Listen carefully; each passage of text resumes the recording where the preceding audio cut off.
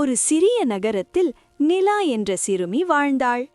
அவள் மிகவும் நல்ல மனம் கொண்டவள். ஆனால் ஒரு விஷயத்தில் மட்டும் அவள் கவனக்குறைவாக இருந்தாள். நேரத்தை சரியாக பயன்படுத்தாமல் இருந்தாள்.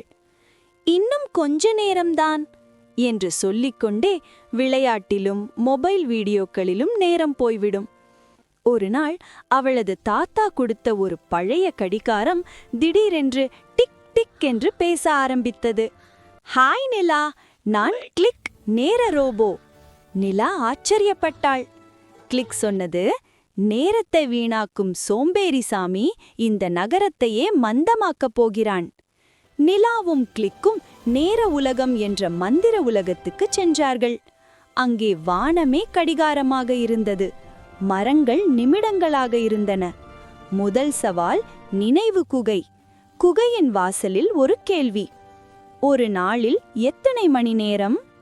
நிலா சொன்னாள், 24 மணி நேரம். குகை திறந்தது. குழந்தைகளுக்கான செய்தி, நேரத்தின் மதிப்பு அறிதல். இரண்டாவது சவால் கவன பாலம்.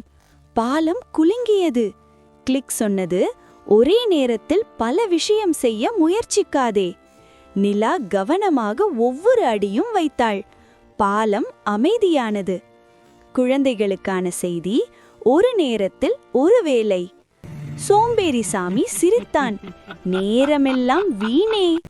நிலா தைரியமாக சொன்னாள், நேரத்தை மதிப்பவன்தான் வெற்றியாளன். அவள் கடிகாரத்தை திருப்பினாள். சோம்பேறி சாமி மங்கி போனான். நகரம் மீண்டும் சுறுசுறுப்பானது. நிலா இப்போது படிப்புக்கு நேரம், விளையாட்டுக்கு நேரம், ஓய்வுக்கு நேரம் எல்லாவற்றையும் சரியாக பயன்படுத்தினாள். கிளிக் சிரித்தது. நேரம் உன் நண்பனாகிவிட்டது. நிலா வானத்தை பார்த்து சொன்னாள், நேரத்தை மதிப்போம், கனவுகளை அடைவோம். குழந்தைகளே, இந்த கதையின் கருத்து என்னவென்றால், நேரம் மிகவும் மதிப்புள்ள செல்வம். கவனம் வெற்றியின் சாவி. நல்ல பழக்கங்கள் வாழ்க்கையை மாற்றும். நன்றி குட்டீஸ்.